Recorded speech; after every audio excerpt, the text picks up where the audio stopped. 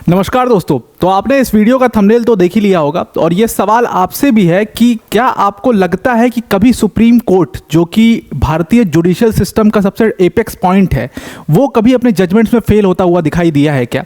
अगर आपको ऐसी कोई जजमेंट पता है जिसमें आपको लगता है कि कोई कंट्रोवर्सी थी, इसमें कोई पॉलिटिकल एंगल था और यहाँ पर जो सुप्रीम कोर्ट का जो जजमेंट आया वो बहुत बायस जजमेंट था, तो उस जजमेंट को अगर आप चाहते हो कि मैं उसका डिस्कशन करूँ, उसमें क्या कंट्रोवर्सी थी, पॉलिटिक्स में उसका कैसे इंपैक्ट पड़ा पॉलिटिक्स का सुप्रीम कोर्ट की जजमेंट पे, ये सारी चीज़ें अगर आप चाहते हो कि मैं डिस्कस करूं तो उस जजमेंट को आप कमेंट में लिख देना। तो अगला जो हम वीडियो बनाएंगे उसके ऊपर हम उस जजमेंट के ऊपर आपको एक डिटेल डिस्कशन देंगे।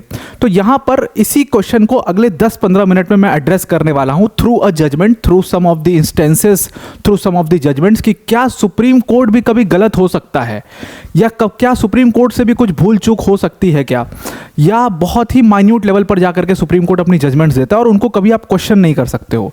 तो can the legal sanctity of supreme court be questioned, ये एक बहुत बड़ा सवाल आपके सामने आता है। अब यहां पर ये सवाल एट द फर्स्ट प्लेस खड़ा कैसे हुआ, इसको मैं आज क्यों डिस्कस कर रहा हूं, इसके पीछे का कारण है। देखिए, हमने 2 कोर्सेस लॉन्च किए थे, डरिएगा मत, मैं यहां पर कोर्स का एडवर्टीजमेंट बिल्कुल भी नहीं करने जा रहा हूं, मैं आपको सिर्फ इंस्टेंस बता रहा हूं कि सवाल खड़ा कैसे होता है। तो एक तो कोर्स हमारा जियोपॉलिटिक्स के ऊपर था और इसके ऊपर मैंने आपको एक डिटेल्ड वीडियो दी थी कि कैसे ये कोर्स जाने वाला है, और इसमें मैंने आपको समझाया था कि रॉकफेलर्स कौन हैं, रॉथस्चाइल्ड्स कौन है, और वो वीडियो काफ़ी आप लोगों ने पसंद भी करी थी। काफ़ी डिटेल्ड उसमें डिस्कशन था ऑयल जियोपॉलिटिक्स के ऊपर, कैसे ऑयल को खोजा गया और फिर वो कैसे आगे चल करके रेस होने लगी उसके लिए। नेक्स्ट जो हमारा जो दूसरा वाला इंडियन पॉलिटी का कोर्स था, जिसमें हम इंडिया के फाइनेंशियल लैंडस्केप के बारे में बात करने जा रहे थे। अब एक बहुत फनी इंसिडेंट हुआ कि मेरी सिस्टर, जो कि पॉलिटिकल साइंस और इकोनॉमी की छात्र है और अभी कॉलेज में ग्रेजुएशन चल रहा है उसका, I will not reveal the name of the college, तो उसने मुझे एक फीडबैक दिया कि ये आप जो इंडियन पॉलिटी का कोर्स लेकर आ रहे हो, इसमें आपने 2 सब्जेक्ट्स पकड़े हैं, एक फाइनेंस और दूसरा लॉ, और फाइनेंस और लॉ दोनों अपने आप में बहुत बोरिंग सब्जेक्ट्स हैं। मतलब why will a student take this course और वॉच दिस कोर्स, और क्यों वो जजमेंट्स जानने की कोशिश करेगा जो इंडिया के फाइनेंशियल लैंडस्केप को चेंज करते हैं। ठीक है, एग्जाम पॉइंट ऑफ व्यू से जो लोग एग्जाम की प्रिपरेशन कर रहे होंगे मे बी, और वो भी जो यूपीएससी लेवल के एग्जाम की प्रिपरेशन कर रहे होंगे, उनके लिए तो ठीक है कि आप जजमेंट्स उनको समझा दोगे, वो कर दोगे। बट कोई आउट ऑफ इंटरेस्ट या आउट ऑफ क्यूरियोसिटी कोई कॉलेज स्टूडेंट या कोई पर्सन क्यों इस कोर्स को खरीदेगा? ये तो बहुत बोरिंग सब्जेक्ट है फाइनेंस और लॉ अपने आप में। तो अब आपको यहां पर मैं समझाता हूं कि फाइनेंस और लॉ बहुत बोरिंग बिल्कुल भी नहीं है, and that's why this question arises, supreme court का क्वेश्चन। कई सारे ऐसे पूरे इंडिया की लीगल हिस्ट्री में ऐसे इंस्टेंसेस हुए हैं जो अपने आप में इतने इंटरेस्टिंग हैं, जो अपने आप में इतने पेचीदा हैं, जिनको आप अगर समझने जाओ तह तक पहुंचो उन मुद्दों की, और बहुत सारे जजमेंट्स नहीं उसमें उठाने आपको, बहुत जितने लैंडमार्क जजमेंट्स हैं, you name it. Kameshwar Singh को देख लो, कामेश्वर सिंह का मामला देखिए आप बैंक नेशनलाइजेशन का केस देखिए, आधार का केस अभी रिसेंटली हुआ था, नीट का जजमेंट उठाइए, आप कोई भी लैंडमार्क जजमेंट उठाएंगे आपको कहीं ना कहीं उसमें पॉलिटिकल एंगल जरूर दिखाई देगा।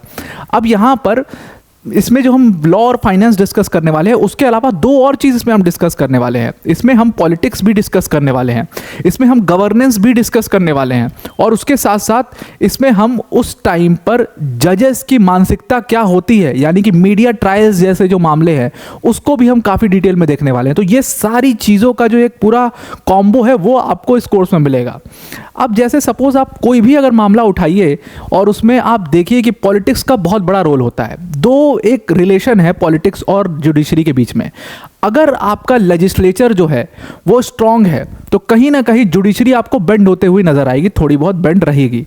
अगर आपकी लेजिस्लेचर जो है वो वीक है, यानी कि कोलिशन की सरकार है या सरकार बन रही है, गिर रही है, मतलब वीक गवर्नमेंट है, तो दूसरी तरफ आपको जुडिशरी बहुत ज़्यादा स्ट्रांग नज़र आएगा। और वो उस समय के आप जजमेंट्स उठा करके देखिए तो उससे आपको सीधा सीधा क्लैरिटी आपको समझ में आ जाएगी कि क्यों ऐसा हो रहा है। और ये सारी चीज़ें अगर आपको रिलेशन समझने हैं तो ये कोर्स आपके लिए बेस्ट है, क्योंकि ये सारी चीज़ें हम उसमें डिस्कस करने वाले हैं। अब जैसे आते अपने सवाल पर, जो सबसे पहले मैंने इस वीडियो के सबसे पहले पूछा था कि क्या सुप्रीम कोर्ट अपनी जजमेंट में कभी गलत हो सकता है क्या, तो आपने इसका जवाब आई होप कमेंट में दे ही दिया होगा। अब इसका जवाब मैं आपको इस एक मामले से खंगालने की कोशिश करता हूं।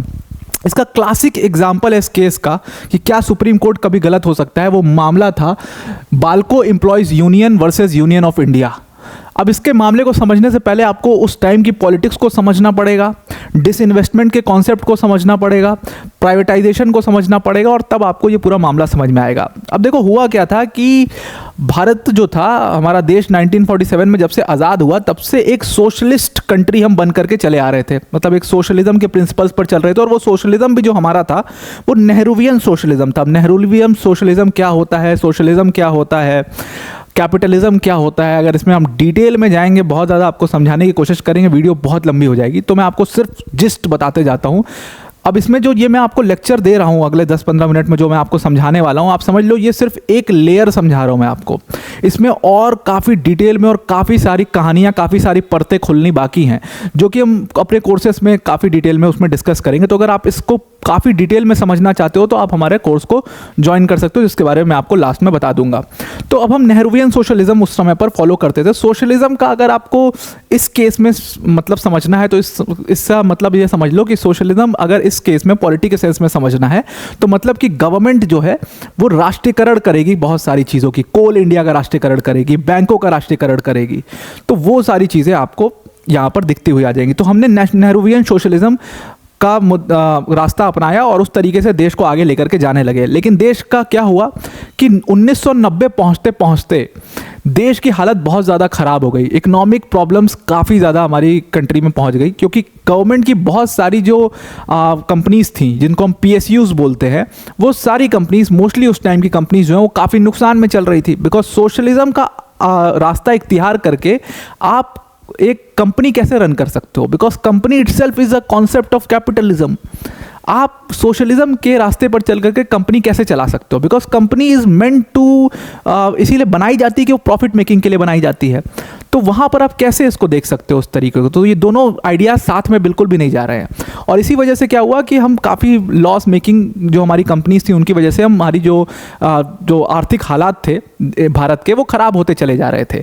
और ये 1980 का समय था, जो इंदिरा गांधी जी की सरकार फॉर्म हुई थी। इन्होंने पहली बार कोशिश करी थी, जबकि ये खुद बहुत हार्डकोर सोशलिस्ट नेता थी, गरीबी हटाओ का इन्होंने खुद नारा दिया था, इन्होंने बैंकों का राष्ट्रीयकरण किया था, और फिर इन्होंने बहुत इंटरेस्टिंगली कैपिटलिज्म की तरफ मूव करने की कोशिश करना शुरू कर दिया था, क्योंकि इनको समझ में आ चुका था कि इकोनॉमिक कंडीशन अगर ख़राब होगी तो उसका इम्पैक्ट जो है वो लोगों के ऊपर जाएगा, और लोगों पर जब उसका इम्पैक्ट पड़ेगा तो वो लोग परेशान होंगे और फिर आपको वोट नहीं देंगे। तो इवेंचुअली ये सारी चीज़ें एक दूसरे से कनेक्टेड हैं। तो आपको कंट्री की इकोनॉमिक कंडीशन को भी बेटर रखना पड़ेगा अगर आप अपनी सरकार बनाए रखना चाहते हो तो। और ये बात इंदिरा गांधी जी समझ चुकी थी, उन्होंने रास्ता इख्तियार कर लिया कैपिटलिज्म का, और वो मूव करने लगे। उस टाइम की पॉलिसीज़ और ये सारी चीज़ें आप देखोगे तो आपको समझ में आ जाएगा। इसको मैं, इस पूरे सिनेरियो को मैं अपने कोर्स में काफ़ी डिटेल में डिस्कस करने वाला हूँ। उसके बाद राजीव गांधी जी आते हैं, और राजीव गांधी जी और संजय गांधी, इन दोनों का अगर आप रास्ता देखोगे तो इन्होंने भी कैपिटलिज्म का ही रास्ता अपनाया था आगे चल करके। अब इस समय के दौरान, हालांकि हम अभी पूरे सेंस में कैपिटलिस्ट नहीं हो पाए थे, मतलब पूरे सेंस में कैपिटलिस्ट तो मैं नहीं कहूँगा उसमें, लेकिन हम सोशलिज्म का रास्ता पूरी तरीके से अभी नहीं छोड़ पाए थे, ऑफिशियली नहीं छोड़ पाए थे। विद पॉलिसीज़, डिफरेंट पॉलिसीज़ के थ्रू हम ये चीज़ें कर रहे थे। लेकिन फाइनली 1991 के टाइम पर LPG रिफॉर्म्स आए, और LPG रिफॉर्म्स आपको पता ही है कि PV नरसिम्हा राव जी की सरकार थी, और doctor Manmohan Singh, the great economist of India, इन लोगों ने मिल करके वहाँ पर LPG रिफॉर्म्स लाए, जिसका मतलब था प्राइवेटाइजेशन, ग्लोबलाइजेशन एंड लिबरलाइजेशन। अब ये इसमें था क्या LPG रिफॉर्म्स के तहत, कि हमारी जितनी भी कंपनीज जो हैं, अब इसके तहत हमने डिसइन्वेस्टमेंट करना शुरू किया था, कि जितनी भी कंपनीज जो हैं जो घाटे में चल रही हैं, बहुत ज़्यादा जिनकी हालत ख़राब है, जिनको हम और रन नहीं कर सकते हैं, तो उनको प्राइवेट कंपनीज या प्राइवेट ओनर्स को बेच दिया जाए, अपने स्टेक्स उस कंपनी में बेच दिया जाए, और इसी को डिसइन्वेस्टमेंट कहा जाता था। अब बेसिकली हुआ क्या था कि कंपनीज जो हैं जितनी भी नुकसान में थी, उसको नुकसान से निकालने के लिए 1996 में इस LPG रिफॉर्म के बाद बड़े बड़े चेंजेस किए गए थे इकॉनमी में, और उसमें एक और बहुत बड़ा रिफॉर्म किया गया था डिसइन्वेस्टमेंट का। अब डिसइन्वेस्टमेंट का जो पूरा केस है ना, इसको काफ़ी क्रिटिसाइज भी किया जाता है, और आज की डेट में भी आप काफ़ी ज़्यादा क्रिटिसिज्म इसका देखोगे। अब क्रिटिसिज्म कौन से बेसिस पर किया जाता है, उसमें उसके लिए आपको राइट और लेफ्ट समझना पड़ेगा।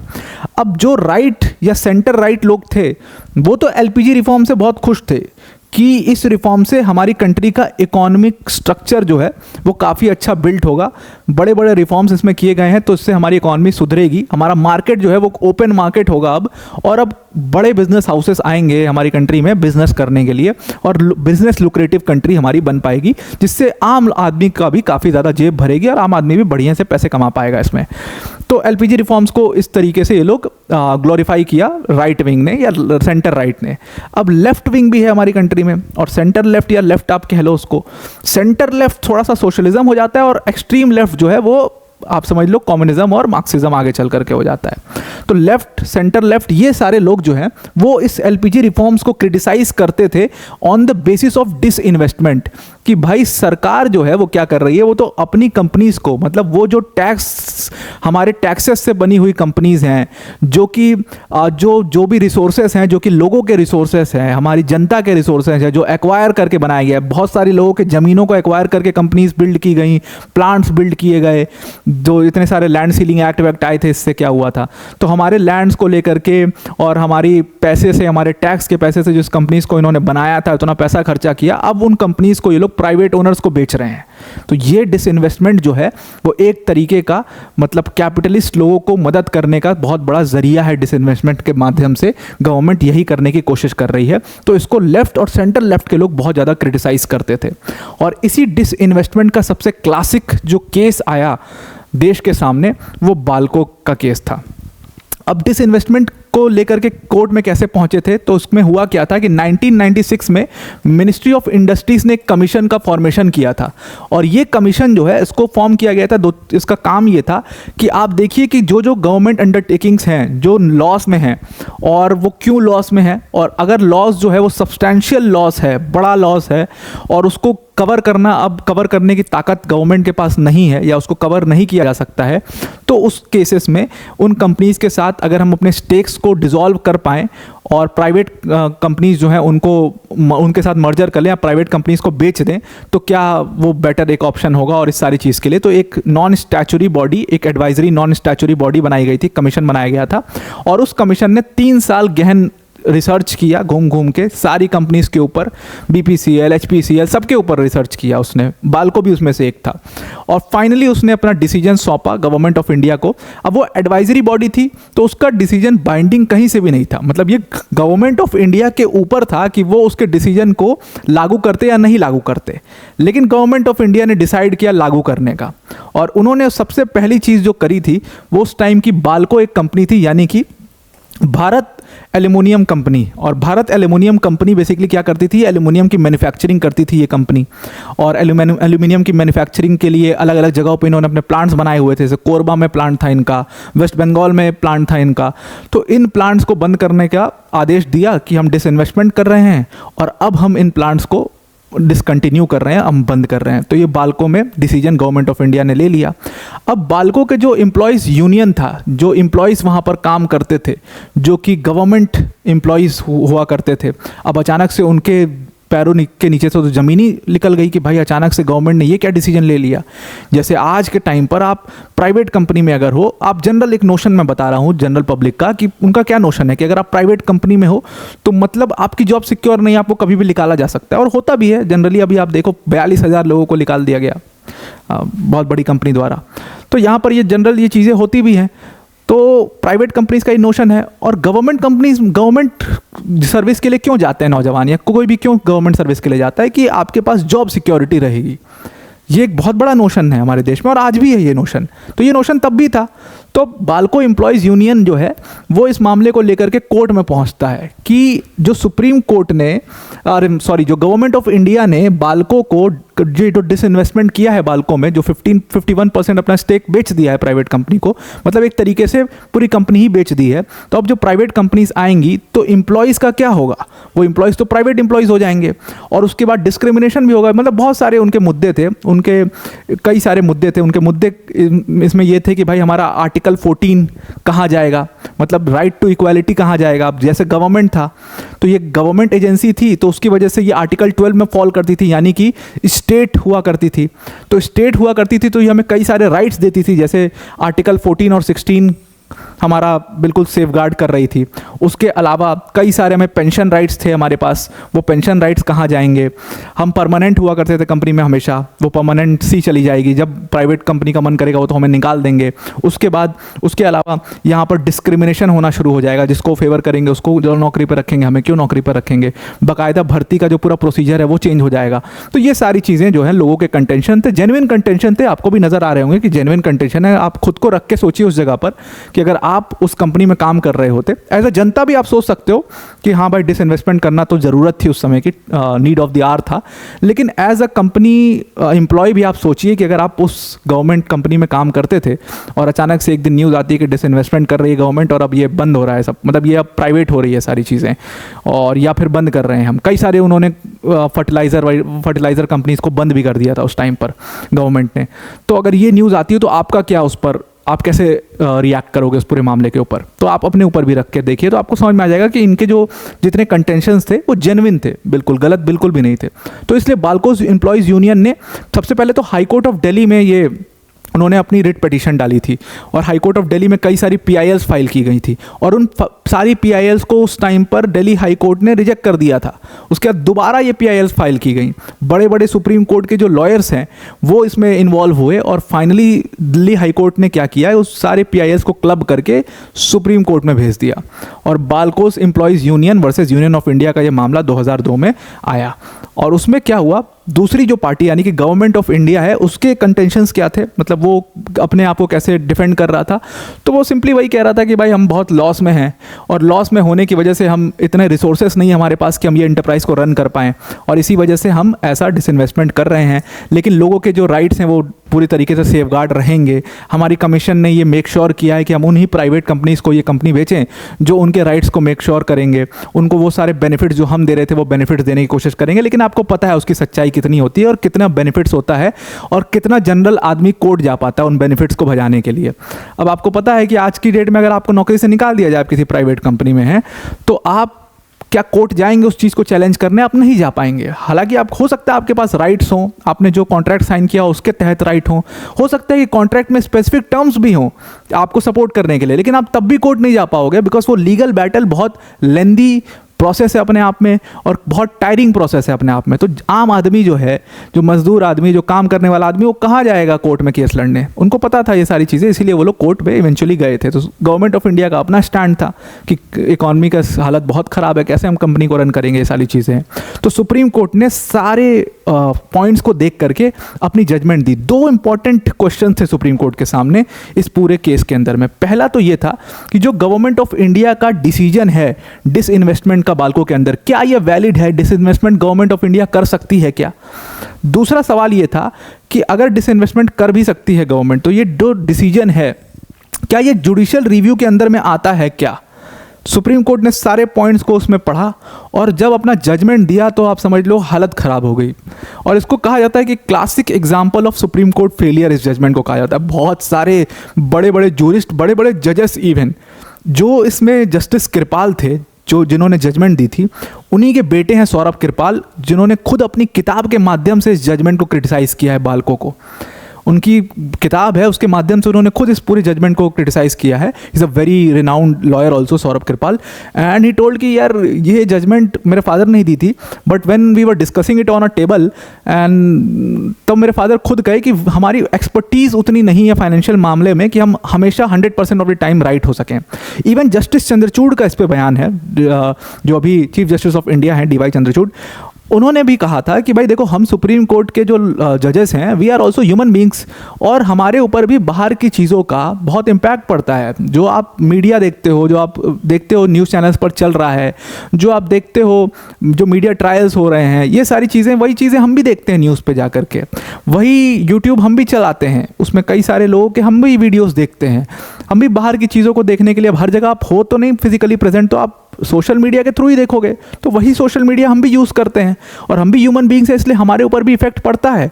और क्योंकि हमारे ऊपर इफेक्ट पड़ता है, इसलिए हम जो केस, उसी केस को अगर हम मैनेज कर रहे हैं, उसी केस को हम डील कर रहे हैं, तो उसके ऊपर भी, हमारे डिसीजन के ऊपर भी इम्पैक्ट पड़ता है। तो ये चीज़ तो बिल्कुल तय है कि सुप्रीम कोर्ट के जजेस जो हैं वो भगवान नहीं हैं।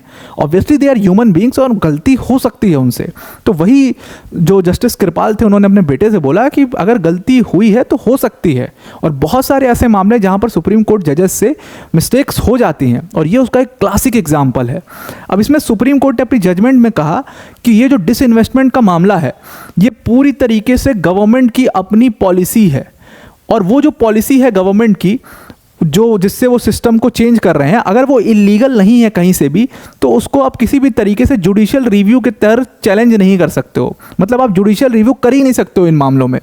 अब यहाँ पर उनका कहने का मतलब क्या है? उनके कहने का मतलब क्या है कि जो ये एडमिनिस्ट्रेटिव डिसीजंस हैं, जो एडमिनिस्ट्रेटिव पॉलिसीज़ हैं, अगर वो कानूनी तरीके से इलीगल नहीं है, मतलब स्पेसिफिक कोई प्रोविज़न को ब्रेक नहीं कर रही हैं, लेकिन वो बहुत बड़ी लार्ज पब्लिक को अगर इम्पैक्ट भी कर रही हैं, तो भी आप उसको जुडिशियल रिव्यू के मामले में नहीं लेके आ सकते हो, उसके ऊपर जुडिशियल रिव्यू नहीं लगा सकते हो। और दूसरी चीज़ उन्होंने कही कि ये पूरी तरीके से एडमिनिस्ट्रेशन का काम है कि किस तरीके से पॉलिसीज़ को रन करना है। मतलब ये एग्जीक्यूटिव का अपना डिसीजन है कि पॉलिसी को कैसे रन करना है, और पार्लियामेंट का अपना डिसीजन है कि कैसे इन पॉलिसीज़ को लाना है, because they are the elected members of the country, और हम सिलेक्टेड लोग हैं कंट्री के, मतलब we don't represent the people. ये सुप्रीम कोर्ट ने अपनी उस जजमेंट में कहा, और इसीलिए उन्होंने कहा कि ये पूरी तरीके से वैलिड है, ये एडमिनिस्ट्रेटिव डिसीजन है। और उसके बाद उन्होंने अपने आगे चल करके उसमें और भी कई बड़ी बड़ी बातें बोली। अभी बहुत डिटेल में मैं आपको जजमेंट नहीं बता रहा हूँ, लेकिन मैं आपको इंपॉर्टेंट पॉइंट्स बता रहा हूँ। आगे चल करके उन्होंने बोला कि भाई देखो, फाइनेंस के जो मामले हैं, जैसे ये पॉलिसी मैटर आप लेकर के आए हो डिसइन्वेस्टमेंट का, ये अपने आप में बहुत टेक्निकल मामले हैं, और इसके लिए सुप्रीम कोर्ट के जो जजेस हैं they are not experts of this matters. Obviously वो इसमें सोशल लेवल पर देखेंगे कि लोग कितने इम्पैक्ट हो रहे हैं, इम्पैक्ट क्या है, गवर्नमेंट का स्टैंड क्या है, लीगल प्रिंसिपल्स हमारे पास क्या है, और उन लीगल प्रिंसिपल्स के बेस पे भले ही गलत हो रहा हो, भले ही मॉरली गलत हो रहा हो, लेकिन लीगल प्रिंसिपल्स को देखते हुए, आपका फाइनेंस के मामले में वैसे भी हाथ तंग हैं सुप्रीम कोर्ट के, तो इन सारी चीज़ों को देखते हुए सुप्रीम कोर्ट ने इसमें क्या कर दिया था कि डिसइन्वेस्टमेंट को सही ठहराया था, और ये जो गवर्नमेंट ऑफ इंडिया है वो ये केस जीत गई थी। तो और इसको इतना क्रिटिसाइज इसलिए किया जाता है बिकॉज सुप्रीम कोर्ट के जो इसमें स्टेटमेंट्स थे कि भाई एडमिनिस्ट्रेटिव मामले जो फाइनेंस से रिलेटेड हैं, इकॉनमी से रिलेटेड हैं, उसके लिए हमारे पास एक्सपर्टीज़ नहीं है। अब इसमें लीगल एक्सपर्ट्स ने इसको कंपेयर किया कि भाई आप सुप्रीम कोर्ट जज है, चलो आपके पास वो एक्सपर्टीज़ नहीं है, लेकिन ये जो पॉलिसीज़ बना रहे हैं ब्यूरोक्रेट्स, दे आर इलेक्ट, मतलब वो यूपीएससी का एग्ज़ाम दिए हुए लोग हैं, और यूपीएससी का एग्ज़ाम देके उन्होंने वेरिड, भले ही उनको नॉलेज है वेरिड सेक्टर्स की, ऑब्वियसली बहुत नॉलेज है, लेकिन they are also not the experts. आप उनको एक्सपर्ट्स थोड़ी कह सकते हो, उनको इकोनॉमिक एक्सपर्ट थोड़ी कह सकते हो, जैसे अभी लेटरल एंट्री में हमने डिस्कस किया था कि वो एक्सपर्ट्स थोड़ी हैं। तो आप उनके ऊपर कैसे डिपेंड हो सकते हो? जब आप खुद को एक्सपर्ट नहीं मान रहे हो तो एक्सपर्ट तो वो भी नहीं है। आप एक कमीशन सेटअप कर सकते थे इस केस में कि आप इस पूरे मैटर को देखिए, जहाँ पर आप एक्सपर्ट्स को लगा सकते थे, लेकिन आपने कमीशन नहीं सेटअप किया, आपने जजमेंट दे दिया, और जजमेंट में उस पॉलिसी को सही भी ठहरा दिया, डिसइन्वेस्टमेंट को भी सही ठहरा दिया बालकों में, और आपने आगे चल करके उसी में कह दिया कि हमारी इसमें एक्सपर्टीज़ नहीं है। तो इसीलिए इस केस को classic example of supreme court failure बोला जाता है। लेकिन बाद में सुप्रीम कोर्ट ने, मतलब देखो ह्यूमन बींग्स हैं वो, जजेस भी ऑब्वियसली ऊपर नीचे हो सकती है, ये मैं उन लोगों की बात बता रहा हूँ, इसमें मेरा अपना कोई भी स्टैंड नहीं है। मैं आपको सिर्फ और सिर्फ यहाँ पर सुप्रीम कोर्ट का डिसीजन, जो जजेस जिन्होंने इसको क्रिटिसाइज़ किया उनके डिसीजंस बता रहा हूँ, किस बेसिस पर उन्होंने क्रिटिसाइज़ किया, जो लॉयर्स इसको क्रिटिसाइज़ करते हैं जजमेंट्स को, उन्होंने किस बेसिस पे इसको क्रिटिसाइज़ किया, मैं आपको सिर्फ वही चीज़ बता रहा हूँ। आगे मैं इसके ऊपर अपनी टिप्पणी कुछ भी नहीं दे रहा हूँ, तो इसको आप मेरी टिप्पणी मत मानना, वरना काफ़ी कंट्रोवर्सी हो जाती है। तो इसलिए मैं आपको सिंपल ये जो सुप्रीम कोर्ट ने कहा था वही सारी चीज़ें बता रहा हूँ। लेकिन सुप्रीम कोर्ट ने इस अपनी गलती को आगे चल करके जो मामले हम डिस्कस करेंगे उसमें सुधार भी लिया है, बहुत हद तक सुधारा है। जो आगे कल के मामले में कोर्सेस में हम इन सारी चीज़ों को डिस्कस करने वाले हैं। जैसे कोर्स में हमारा दो, जो अगर आप देखोगे तो केसेस जो हैं, जैसे हम यहाँ पर जो डिस्कस करने वाले हैं इंडियन पॉलिटी का, तो उसमें हम 2G केस डिस्कस करने वाले हैं। तो अब इस 2G केस को डिस्कस करने के लिए पहले मैं ये बाल्को का जो केस है उसको डिस्कस करता आपसे और इस तरीके से पूरा मैं आपको ये पूरी सिनेरियो बताता, और उसके बाद हम 2G केस पर आते। उसके बाद हम और भी केसेस थे टाटा से रिलेटेड जो हुए थे जहाँ पर टेंडर्स को चैलेंज किया गया था, उस पर आते, और उसके बाद हम चल करके बताते कि सुप्रीम कोर्ट ने गलती कैसे की और उसके बाद उसको सुधारा कैसे। अब ये जो बाल्को का मामला था, अपने आप में लैंडमार्क मामला था, ऐसा प्रेसिडेंट सेट कर दिया, और ऐसा प्रेसिडेंट सेट करना इतना गलत हुआ देश के लिए कि आगे चल करके HPCL और BPCL इन कंपनीज में भी इसी बाल्को के मामले को रिफर किया गया और इसमें भी डिसइन्वेस्टमेंट किया गया आगे चल करके। और सिर्फ इन्हीं कंपनीज में नहीं, और भी बहुत सारी कंपनीज में डिसइन्वेस्टमेंट किया गया। इसको एक एग्जांपल लेकर के कि अगर ये मामला कोर्ट में भी जाता है तो कोर्ट क्या करेगा, ये बाल्को वाला मामला है हमारे पास set as a precedent, court तो वही इसको रिपीट कर देगा जब तक कोई हायर बेंच नहीं बनती है, जब तक कोई इतना बड़ा देश में इशू नहीं हो जाता है। तो ये जो है एक रॉन्ग प्रेसिडेंट सेट हो गया था सुप्रीम कोर्ट से, और सुप्रीम कोर्ट के कई सारे जजेस ने आगे चल करके इसको माना भी था। तो आई होप आपको ये पूरा सुप्रीम कोर्ट का जो डिसीजन है वो समझ में आ गया होगा। अब वीडियो को एंड करने से पहले अनअकैडमी टीम की तरफ से एक बहुत बड़ी अनाउंसमेंट है। वो अनाउंसमेंट मैं कई बार आपको बता चुका हूं कि 2 कोर्सेज हमने लॉन्च किए हैं। एक कोर्स है हमारा जियो पॉलिटिक्स के ऊपर, और दूसरा जो हमारा कोर्स है वो इंडियन पॉलिटी के ऊपर है। जियो पॉलिटिक्स में हम ऑयल जियो पॉलिटिक्स के ऊपर काफ़ी डिटेल में डिस्कस करने वाले हैं, जहाँ पे हम उनके फाउंडर्स के बारे में डिस्कस करेंगे, ग्लोबल स्ट्रगल के बारे में डिस्कस करेंगे, उसी तरीके से हाइड्रोकार्बन एज और प्रेजेंट डे जियो पॉलिटिक्स किस तरीके से ऑयल से इम्पैक्ट होती है, World War I, World War II, पूरा कंप्लीट सिनेरियो हम उसमें डिस्कस करेंगे। टोटल इस वाले कोर्स में 5 लेक्चर्स हैं, और नेक्स्ट जो हमारा इंडियन पॉलिटी का कोर्स है जिसको मैं आप ये काफ़ी डिटेल में समझा ही चुका हूँ, उसमें भी 5 लेक्चर्स हैं।